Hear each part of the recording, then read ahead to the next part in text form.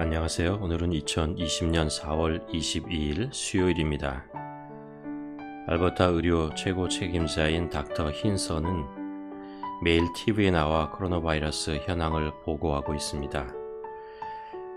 어제는 이런 말을 하는 것을 들었습니다. 우리가 지금 대면하고 있는 도전은 어떤 면에서 지금까지 우리 자신이 이룬 성공의 희생양이 우리가 될 수 있다 라고 얘기했습니다.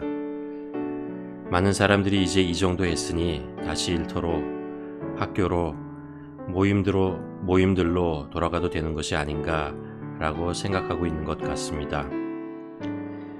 비록 수학적 모델의 전파 속도보다 적은 확진자가 생기고 있지만 그렇다고 해서 바이러스의 위협이 사라진 것은 아니라는 것입니다. 아직도 심각한 상황이 우려되고 있으니 좀 더 인내를 가지고 협조해 달라라는 당부를 하는 말이죠. 그런 것 같습니다. 무엇을 하는 것보다 어떤 때는 무엇인가를 하지 말아야 하는 것이 더 힘들고 고통스럽게 느껴집니다. 우리가 함께 기도하며 좀 더 참고 기다려야 할 것 같습니다.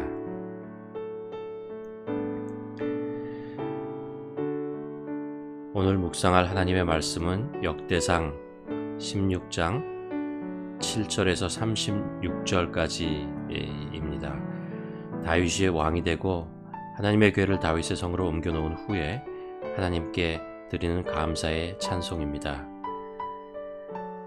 여러분 성경책을 펴시고 역대상 16장 7절부터 저희는 11절까지 읽도록 하겠습니다.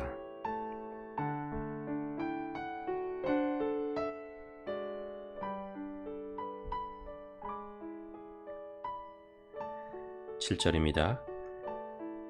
그날에 다윗이 아삽과 그의 형제를 세워 먼저 여호와께 감사하게 하여 이르기를 너희는 여호와께 감사하며 그의 이름을 불러 아뢰되 그가 행하신 일을 만민 중에 알릴지어다. 그에게 노래하며 그를 찬양하고 그의 모든 기사를 전할지어다. 그의 성호를 자랑하라. 여호와를 구하는 자마다 마음이 즐거울지로다. 여호와 그의 능력을 구할지어다. 항상 그의 얼굴을 찾을지어다. 감사는 믿음과 비례한다고 생각합니다. 감사할 것이 많은 사람들이 믿음이 좋아지죠. 감사할 수 있는 것은 하나님께서 내게 주신 복을 많이 경험했다는 것이죠. 당연히 하나님을 더 많이 경험한 사람이 믿음이 자라나고 더 견고해지게 됩니다. 오늘 본문은 다윗이 아삽과 그의 동료를 시켜 하나님께 드리는 감사 찬양의 내용입니다. 8절을 보면 감사 찬양의 시작 이렇게 합니다. 너희는 여호와께 감사하며 그의 이름을 불러 아뢰어 그가 행하신 일들을 만민 중에 알릴지어다. 사울이 죽고 나서 드디어 다윗은 통일왕국의 왕으로 추대됩니다. 오랫동안 도망자로서 고생을 하며 죽을 고비를 넘기고 하루하루 힘들게 10년 이상 살아왔죠. 그런데 이제 왕이 된 것입니다. 이제 다윗 주위에는 기라성 같은 인재들이 모여들고 이들이 든든히 다윗과 나라를 지켜줍니다. 또한 다윗은 여부수 사람을 치고 예루살렘을 수도로 정합니다. 사람들은 그것을 다윗의 성이라고 부르죠. 그러자 두루왕 히랍이 백향목과 목수와 석수를 보내어 궁궐을 지어줍니다. 그리고 드디어 하나님의 궤까지 예루살렘으로 옮겨 놓을 수 있게 됩니다. 이 모든 과정을 보며 하나님께 감사해야 한다는 것입니다. 그렇죠. 하나님께서 다윗에게 이룬 것들을 하나하나 그리고 이스라엘 민족이 행한 것들을 생각하다 보면 정말 감사할 일들이 너무나 많다는 것을 알게 됩니다. 그러니까 다윗은 하나님께서 행하셨던 일들을 기억하고 감사하고 싶었습니다. 그러면서 다윗은 19절과 20절에서 꼭 잊지 말아야 하는 것 한 가지를 언급하고 있네요. 그때에 너희 사람 수가 적어서 보잘것없으며 그 땅에 객이 되어 이 민족에서 저 민족에게로 이 나라에서 다른 백성에게로 유랑하였도다. 조상 아브라함 때부터 자기 민족이 얼마나 힘들게 어렵게 지내왔는지를 잊지 말아달라고 당부하고 있습니다. 이스라엘의 역사가 그렇습니다. 다윗의 시대에서 뒤를 돌아보아도 힘들고 어려운 때가 있었다라는 것, 그리고 이 감사할 때에 우리가 감사할 여러 가지 조건들뿐만 아니라 어려웠던 일들도 함께 기억해야 한다라고 얘기합니다. 현명한 민족이나 사람은 자기들의 과거 어려움을 잊지 말고 그것이 누구 때문에 어떤 일 때문에 생겼는지를 기억하라고 말합니다. 그런데 인간의 한계가 여기에서 드러납니다. 그러면서 사람들은 원수를 하나씩 만들어 갑니다. 어떤 사람은 일본과 미국을, 어떤 사람은 북한과 중국을 하나씩 원수로 만들어 갑니다. 이에 반해 성경은 누구 때문에 그런 어려움을 이겨내고 벗어날 수 있는지를 기억해야 한다고 강조합니다. 하나님 때문이시죠. 하나님 때문입니다. 그래서 그 어려움을 주었던 이집트나 니느웨나 사울을 원수로 저주하며 살라고 말하지 않습니다. 오히려 하나님의 보호하심과 복음을 모르는 자들에게 복의 통로가 되어 달라고 말씀하십니다. 과거를 사랑할 줄 모르는 사람은 현재도 사랑하기 힘든 것 같습니다. 과거를 사랑한다는 것은 과거의 좋은 일, 기쁜 일들이 너무 많기 때문에 당연히 사랑해야 한다는 것은 아닙니다. 인간의 역사는 그렇게 아름답지만은 않습니다. 역사를 알면 알수록 그 뒤에 숨어있는 인간의 참혹한 아픔과 고통, 그리고 어두운 죄들이 드러날 뿐입니다. 개인의 삶도 별로 다르지 않습니다. 그럼에도 불구하고 과거를 사랑할 수 있게 되는 것은 그 힘든 현실 속에서 하나님의 손길을 발견할 수 있기 때문입니다. 인간의 칼자국을 어루만지시는 하나님의 손길, 비정한 말의 상처를 치유하신 하나님의 마음, 슬픔의 아픔과 고통을 위로하시는 하나님의 음성, 거절과 외로움으로 차가워진 가슴을 품어주시는 하나님의 팔,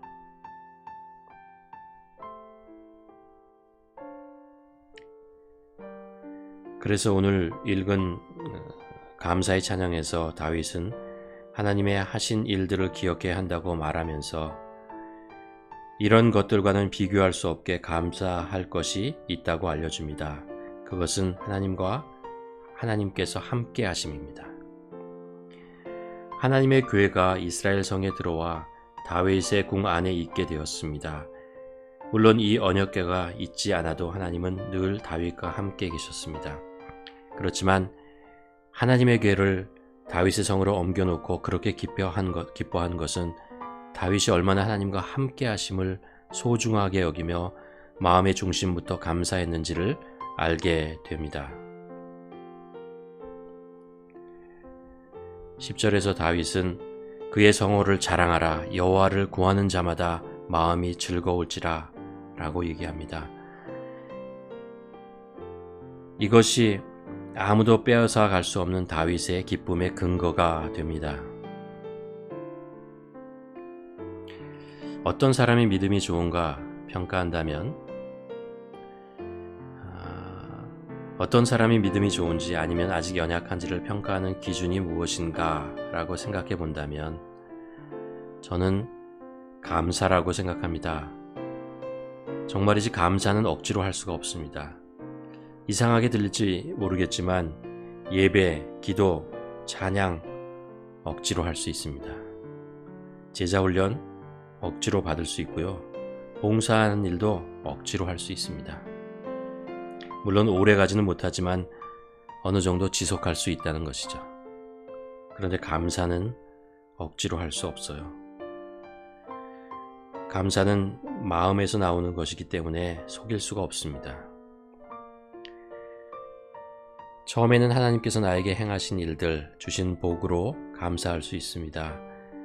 그런데 그런 것이 계속해서 감사하는 조건이 되면 감사를 잃어버리기 쉬워집니다. 왜냐하면 인간이란 감사의 조건이 10가지가 있어도 한 가지 감사하지 못할 일이 생기면 그 이전에 감사를 다 잃어버리기 쉽기 때문에 그렇습니다.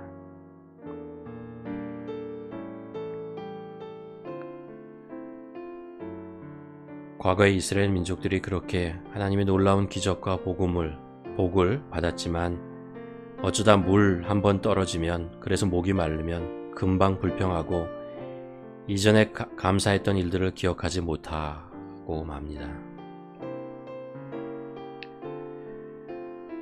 결국 범사에 감사할 수 있는 근거는 나의 아버지 되신 하나님이 늘 나와 함께 하신다는 것, 그것뿐입니다.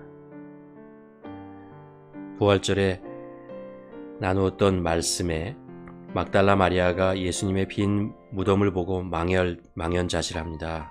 너무도 슬퍼하고 괴로워합니다. 왜 그가 울었습니까? 더 이상 하나님이 자기 곁에 계시지 않는다고 생각했기 때문입니다. 그러나 부활하신 주님을 만나고 나서 기뻐 뛰며 다시 태어난 것처럼 용기와 힘을 얻게 됩니다. 왜죠? 주님이 자기를 떠나지 않았다고, 여전히 함께 하신다는 것을 확신하게 되었기 때문입니다. 세상에 이것보다 더 기뻐하고 감사할 일이 어디 있겠습니까? 하나님의 손끝에 있는 선물이 아니라 하나님 그분이 나의 기쁨의 이유가 될 때 감사가 멈추지 않게 됩니다.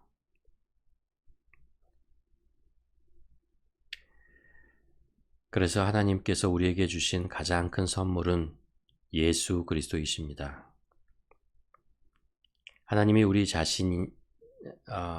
하나님 그분 자신이죠. 그리고 더 이상 큰 선물은 없다고 말씀하십니다.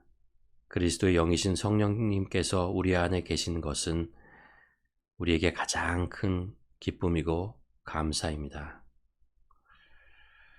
여러분, 오늘도 우리는 임마누엘의 하나님을 감사하며 기뻐하고 찬양하는 하루가 되기를 소원합니다.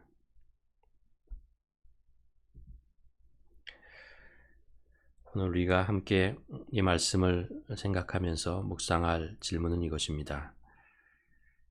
나의 과거를 뒤돌아보면 무엇이 가장 먼저 떠오르나요? 성공이나 화려했던 과거인가요? 혹시 아팠던 상처와 죄의 아픔은 아닌가요? 그때 함께 하셨던 하나님의 손길을 발견하는 시간 되기를 소원합니다. 이 말씀, 다윗의 기쁨을 우리가 가만히 묵상하며 과연 나의 기쁨은 무엇인가 한번 생각해보는, 묵상해보는, 기도해보는 시간이 되기를 원합니다.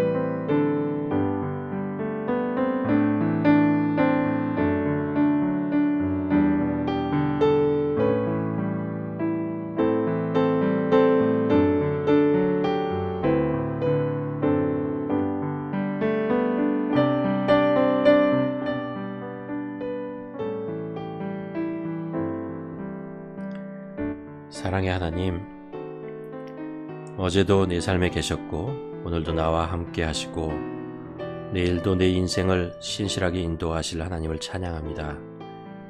제가 누구이기에 저희를 이처럼 긍휼히 여기시고 보호하시나요? 나의 인생 하루하루가 하나님을 향한 기쁨의 노래가 되기를 소원합니다.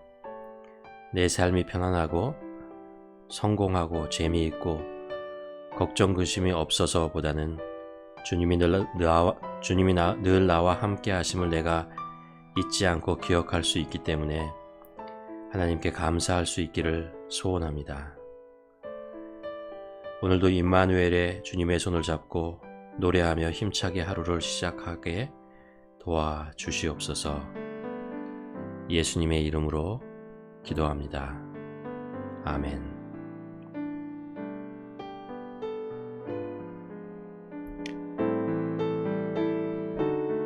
여러분, 오늘도 우리와 함께 하시고 우리 삶의 주인이 되신 그 하나님을, 우리 주님을 기억하며 하루를 살기를 원합니다.